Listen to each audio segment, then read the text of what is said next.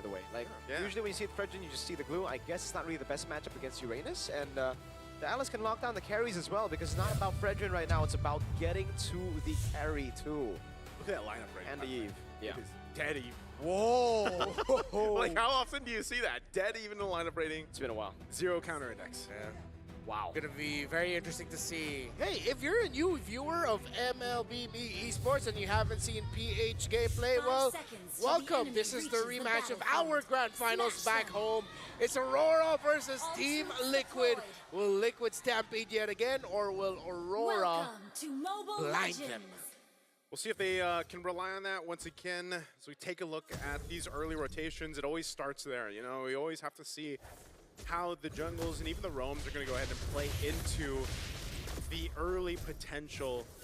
And, you know, not going to be too many things happening, of course, in the side lanes just yet with the nature of these heroes that were built in. But it'll be interesting also to see how Light plays this Cho. Again, he's one of the, I guess, specialists, I would say, for the Cho on that hero. And even early on, when he doesn't have that level 4 ability, that way the Dragon, he's actually able to be aggressive enough. And JP also one of them that does that exactly the same. And that's why we always highlight, you know, these teams from the Philippines, especially these two, that, again, for those that didn't catch the regular season of the professional league in the Philippines, Aurora Gaming was just unstoppable in that league and in their run in the regular season. And then, yes, unfortunately, in the grand finals, they got swept against a team at Liquid. So we'll see how those adjustments have been since that time. Yeah. Those are the emblems. Standard, Festival of Blood, Uranus, the carry, Oheb and Domingkite. Usually you see this a lot with Claudes and carries want to aggressively fight each other out, while usually it's the Claude being tested early on because of the damage. Bro, he flickered! Flicker in on their turret, can't get the last hit! Plot armor, Oheb gets away with literally 1 HP. Oh man, that's gotta feel bad. You know, you're so close, but again, the carry, you just don't have that range, and both battle spells used up in that too. Oh man! Well, without the flicker now for Domingkite, he probably is not going to find a lot of those aggressive options in lane. Now first turtle is up. JP has the vision, Edward zoning them out. Uh-oh, Purify out already. Mountain Shocker catches 2. Light is able to go for Jiku. No, now that's the diversion. Oh, gets taken out by Yue. Sanji gets in. The Throne of Ruin is able to lock Edward down now as Sanji gets in the yin-yang reactions. It's Sanford walking back up over to Demon Kai 1-1. And it's the mid laners who have the kill, but Aurora got the neutral objective. A 1-1, a turtle in the hands of Aurora. A great little bit of a skirmish there for that broke out. You know, good thing Yue was able to set up that RWM to get the first blood and take out Carl TZ, but still, Team Liquid is able to at least get something out of that fight to keep themselves obviously pretty much neck and neck right now. This is the Realme hand cam brought to you by the M7 official gaming phone, Realme 15 Pro 5G. It is Demon Kai that we were looking at again. It is his birthday, so looking to add a win alongside adding another year to his life. Team Liquid, excuse me, for Yue, I just want to say, great call to commit the real-world manipulation to make sure Carl TZ goes down. Sanji wanted to bring Carl TZ in through the ultimate, but Yue, even though he could have saved that for the bigger fight, he said, nope, the prize is right there. There's a jungler, I'll take him out. You get a real-world manipulation. Ooh. Oh, and they get a version too. Okay, so just nothing like, yeah, nothing too crazy. I think this is what we kind of expect with Sanji to use. Sometimes he's just going to go ahead and use it to go ahead and get a little bit of a faster rotation for Carl TZ. And again, nothing too, you're not going to, with these kind of lineups, they're all fighting around the objective. This is not one of those things until that level 4 does come available, which they have now. If Light can get a kick, great. If he can't, then nothing too exciting until that objective fight comes out. Again, if you're a newer fan, Filipino MLBB, yes, significantly slower, but we would like to use the word methodical, as both teams are just trying to build advantages through the minion waves all throughout, trying to find an opening. Turtle's going to be up in 8. Oracle already locked in for that Alice, but there is a glowing wand for US Eve. Okay, so I know we talked about this earlier too, the glowing wand not being like too much of a priority, but obviously with this composition, you need it. You know, you kind of need it against this Hylos. But Violet that diversion was used to the purple buff. To the purple buff instead. They just want to give this up. Really cool, yeah. I mean, they understand that Arura have the better composition to go for neutral objectives. The fact that they rotated earlier as well means that, hey, they got the tempo advantage. So Team Liquid just go for the trade. All right, they go for the trade. Potential setup here. JP's going to put some pressure. Glorious Pathways on out defensively, but he's going to want to be doing this from here and there. You know, giving the OHEB that space to go ahead and farm up on this Claude, who needs that time to go ahead and farm up. I think you're still going to see this, though. Like, OHEB and Dominkite, they've been notorious for just duking it out like this. Yeah. Blazing Duet going to be used up, but I don't think they... Do they put more pressure here? Yeah. All just the farm, by the way, right? The Blazing Duet, great rotation from Rora. And for Team Liquid, again, I really like the creative usage of the diversion so far to get Carl Teasy into spots that he would usually not be able to find himself. Yeah. It's really a much lower game for Team Liquid this time around. I believe there's a significant gold lead for Dominkite over OHEB. OHEB looks like he's at around 3,000. 5,000 gold, or 500 gold. 500 gold, Yeah. okay, yeah, 500 gold. It looked like 1,000 earlier. Yeah. If you look at the rankings, there you are. Yeah, OHEB slowly climbing up, but of course with how Dominkite has been able to manage him in the gold lane, this is as expected. While Aurora are playing to their strengths, Team Liquid are playing to theirs as well. Yeah, very interesting just how, if you think about what Team Liquid is doing, they're playing in a way that's sort of defensive, like they're just playing the macro. They do get a flicker out here from Yue, but this is also just to avoid Light being able to set things up. If you notice, with a Cho, anytime it's picked up, teams want to go ahead and play into that way of the Dragon, set things up the earliest they can. But the way Team Liquid's playing, man, they're not even giving that opportunity. Yeah. We got the crowd behind us just cheering for, you know, the potential for something to happen. But again, it's a defensive way of playing from Team Liquid here. So yeah, win rate prediction 52-48. It is even. Basically 50-50. This is what I'm saying. It's around Yeah. Here, North one, big turnaround, and burn! Throwing a ruin and the flicker as well. Carl Teasy popping him out of shocker. Yue's gonna be caught. Doesn't have the flicker. Will he be able to pop in the RWM in time? But Sanford was on him. The DOT was taking him down now. A big appraiser's round on a JP. Sanford still in his withdrawals. Dominkite is able to shred through the horse. Now it's Edward doing the same thing over to the back line. Sanford being kicked by Light. Blazing Duet from OHEB over to Light. Goldman with a double. Cancel out the Blazing Duet. The BMI away. Edward low. Shot down by the goat. The diversion now from OHEB to look for a flank. And it's just to go and take the turtle. I thought they were going to hunt them down. Yeah, and Team Liquid knew that they had the turtle locked in already. Great patience by OHEB to save his Blazing Duet. Almost got caught off by a chain of crowd controls, but survived in the end. And after that long engage, it's Team Liquid who walks away with the turtle, and even a crab coin there for Carl Teasy. It's interesting, though, because no matter what, we're still in the same place, man. Yeah. Like, there's no difference here in terms of gold, at least between the teams. But they do go ahead and swap. They put Dominkite up top. That's some good shred here. We're already seeing what's the potential with this carry here on some of these more tankier heroes that TL has.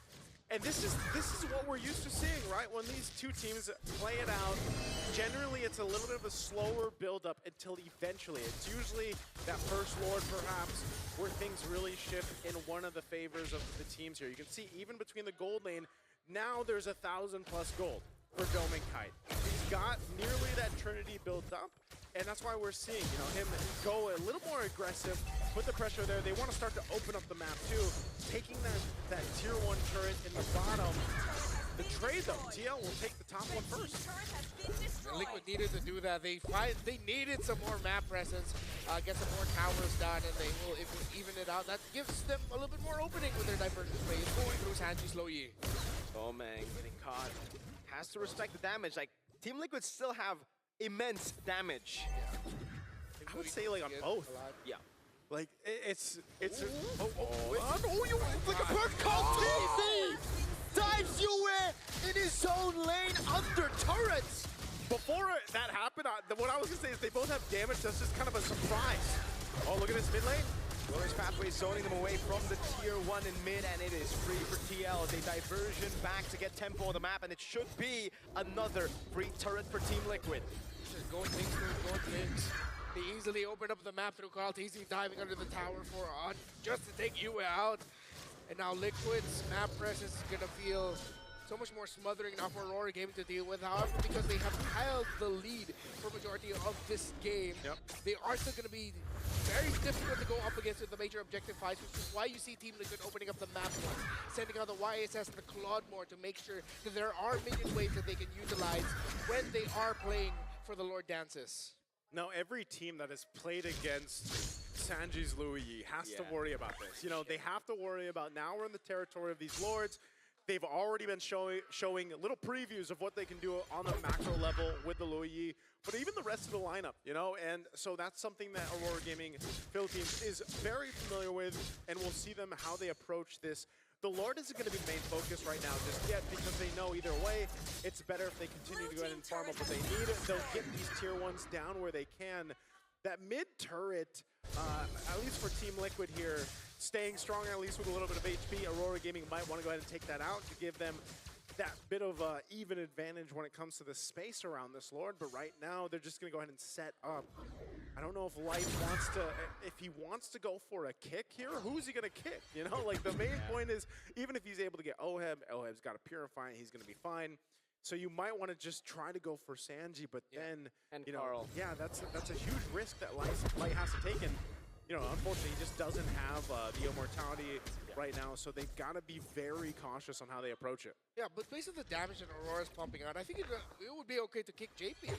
Forces Revitalize out, you'll be able to bring him down really low. But then the Throne of Ruin The Throne of Ruin is what's going to mess them up. If they do that, they have to be ready and acknowledge that they are. That means that Alice will be punishing them for committing that. Oh, they see that Oheb's up there, but yeah, the BMI is so quick with that diversion. Using the diversion with a slow push up top. Half health here on the Lord. We're going to hold it again, a stalemate right now. Not sure if they're going to push this one.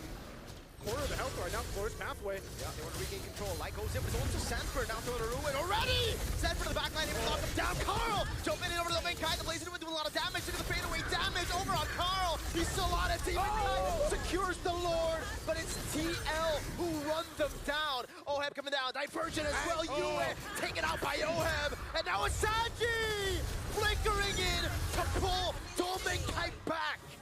The birthday buff was not enough. Yes, the Lord was secured, but man, the team was decimated. And again, Team Liquid comes out with a dominant team fight. Now they'll transition to take out some of these turrets. They'll deal with the Lord rather quickly. Again, everybody's still up from this. Edward trying to hold on a little bit longer, but will try to get away. Oh, through the consecration. No, he gets out. Diversion to the bottom lane. They want to get everything. Lord will not march into their turrets. Team Liquid will now take considerable control in this game, but Light fight goes in, able to find the way to Dragon's Throne. A ruin from Sanford again, and the GOAT gets away. Demon Kai trying to down the RWM, zones them away, but TL want to keep on going. Sanford with blinking forward. Wind of Nature built up by Domain. He gets pulled back by the reaction, but he's able to dash away. Okay, so there's still some fight in Aurora Gaming Philippines. You can see that, but this is the struggle right now, and I mentioned it earlier on. It's Light. He goes in for these kicks. He goes in to try to set things up. Unfortunately, as you can see, he doesn't have an immortality just yet. He's got the Athena Shield, the Dom Ice. So when he puts himself in that position, he's most likely going to die. So it has to be worth the kick, worth the setup. And unfortunately, Domin Kite just hasn't been able to get to where he wants either. Because we're going to look at the replay here in just a second. Beautiful.